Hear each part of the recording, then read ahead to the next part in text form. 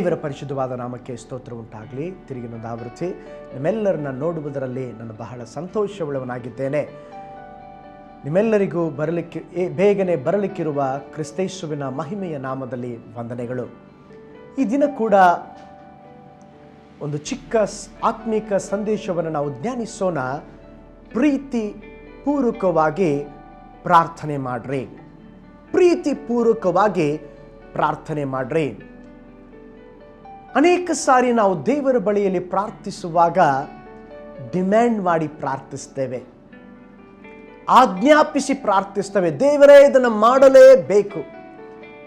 ಆದರೆ ದೇವರ ವಾಕ್ಯ ನಮಗೆ ನೆನಪಿಸ್ತದೆ, ನಾವು ಪ್ರಾರ್ಥಿಸುವಾಗ ಪ್ರೀತಿಯಿಂದ ಪ್ರಾರ್ಥಿಸಬೇಕು. ಲೂಕನ ಬರೆದ ಸುವಾರ್ತೆ 15ನೇ ಅಧ್ಯಾಯ ಅದರ 12ನೇ ವಾಕ್ಯದಲ್ಲಿ ನಾವು ನೋಡುತ್ತೇವೆ, ಒಬ್ಬ ತಂದೆಗೆ 2 ಮಕ್ಕಳಿದ್ದರು, ಹಿರಿಯವನು ಮತ್ತು ಕಿರಿಯವನು. ಕಿರಿಯವನು ತಂದೆಯ ಬಂದು ಕೇಳ್ತಾ ಇದ್ದಾನೆ. 12ನೇ ವಾಕ್ಯ, ಲೂಕನ ಬರೆದ ಸುವಾರ್ತೆ 15:12ನೇ ವಾಕ್ಯ, ಅಪ್ಪ, ಆಸ್ತಿಯಲ್ಲಿ ಬರತಕ್ಕ ಪಾಲನ್ನ ನನಗೆ ಕೊಡು. ಕಿರಿಯ ಮಗನು ತಂದೆಯನ್ನು ನೋಡಿ ಕೇಳ್ತಾ ಇದ್ದಾನೆ, ಅಪ್ಪ, ನನಗೆ ಬರತಕ್ಕ ಪಾಲನ್ನ ಕೊಡು. ಪ್ರೀತಿಯಿಂದ ಕೇಳಲಿಲ್ಲ. ಅವನಿಗೆ ಪ್ರೀತಿ ಇದ್ದರೆ ತಂದೆ ಜೀವಂತ ಇರುವಾಗ ಆಸ್ತಿಯನ್ನ ಕೇಳುತ್ತಿರಲಿಲ್ಲ. ತಂದೆ ಜೀವಂತವಾಗಿರುವಾಗ ಆಸ್ತಿಯನ್ನ ಕೇಳಿದರೆ ತಂದೆಯನ್ನ ಆಲ್ರೆಡಿ ಅವನು ಸಾಯಿಸಿದ ಹಾಗೆ. ಕಿರಿಯವನು ತಂದೆಯ ಬಳಿ ಬಂದು ಹೇಳ್ತಾ ಇದ್ದಾನೆ, ಅಪ್ಪ, ನನ್ನ ಪಾಲನ್ನ ಕೊಡು. ಒಂದು ಡಿಮ್ಯಾಂಡ್ ಮಾಡಿ ಕೇಳಿದ. ತಂದೆ ಕೊಟ್ಟರು. ಕೊಟ್ಮೇಲೆ ಪಟ್ಟಿಂಗನಾಗಿ ಜೀವಿಸುತ್ತಾ ಬೇರೆ ದೇಶಕ್ಕೆ ಹೋದ. ಕ್ಷಾಮ ಬಂತು, ಎಲ್ಲ ಕಳ್ಕೊಂಡು ಪಟ್ಟಿಂಗನಾಗಿ ಈಗ ಹಂದಿ ತಿನ್ನುವ ಆಹಾರವನ್ನಾದರೂ ತಿಂದು ಹೊಟ್ಟೆ ತುಂಬಿಸಿಕೊಳ್ಳನೆಂಬುದಾಗಿ ಅವನು ಭಾವಿಸಿದಾಗ ಅದು ಕೂಡ ಅವನಿಗೆ ಸಿಗಲಿಲ್ಲ. ಪ್ರೀತಿಯ ದೇವ ಮಕ್ಕಳೇ, ಯಾರು ಡಿಮ್ಯಾಂಡಿಂದ ಪ್ರಾರ್ಥನೆ ಮಾಡ್ತಾರೋ, ಆಜ್ಞಾಪನೆಯಿಂದ ಪ್ರಾರ್ಥನೆ ಮಾಡ್ತಾರೋ, ಆ ಕಾರ್ಯ ಅವರನ್ನ ಹಂದಿಯ ಬಳಿಗೆ ನಡೆಸ್ತದೆ. ಈ ಕಿರಿಯವನು ಡಿಮ್ಯಾಂಡ್ ಮಾಡಿ ಪ್ರಾರ್ಥನೆ ಮಾಡಿದ, ಕೊನೆಯದಾಗಿ ಅವನನ್ನ ಎಲ್ಲಿಗೂ ಅದು ಕರೆದುಕೊಂಡು ಹೋಯಿತು.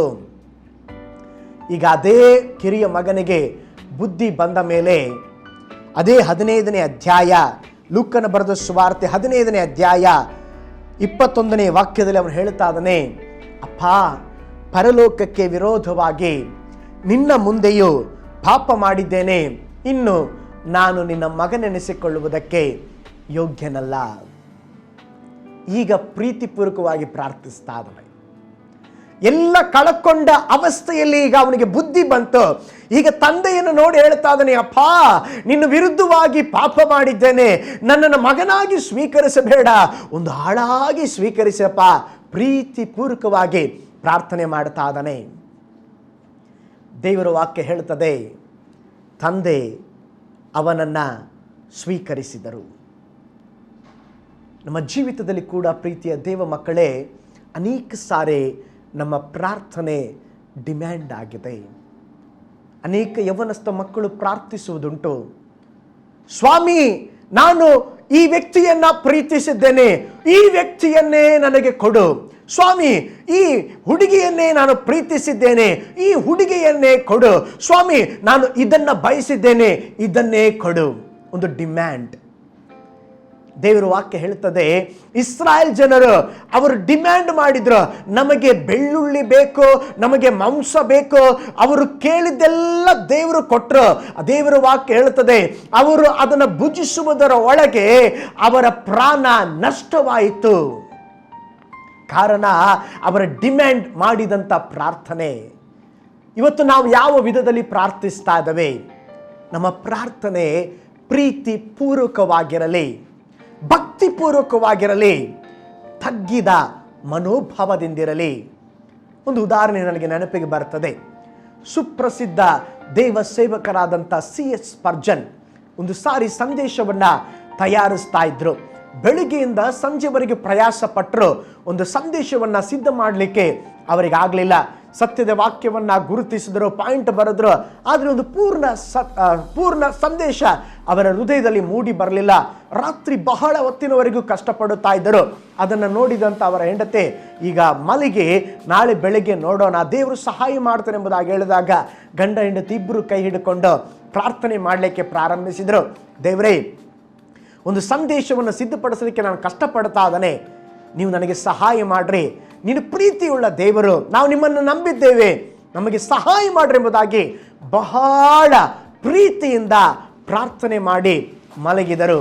ಮಲಗಿದ ಕೆಲವೇ ಗಂಟೆಗಳಲ್ಲಿ C.S. ಸ್ಪರ್ಜನ್ ನಿದ್ರೆಯಲ್ಲಿ ಏನೇನೋ ಹೇಳ್ತಾ ಇದ್ರು. ಅವ್ರು ಹೇಳುವಂಥ ಎಲ್ಲ ಕಾರ್ಯವನ್ನು ಒಂದು ನೋಟ್ಸನ್ನು ರೆಡಿ, ಅವರ ಹೆಂಡತಿ ಒಂದು ನೋಟ್ಸ್ ಆಗಿ ತೆಗೆದುಕೊಂಡಾಗ ಅದು ಒಂದು ಒಳ್ಳೆಯ ಸುಂದರವಾದ ಸಂದೇಶವಾಗಿತ್ತು.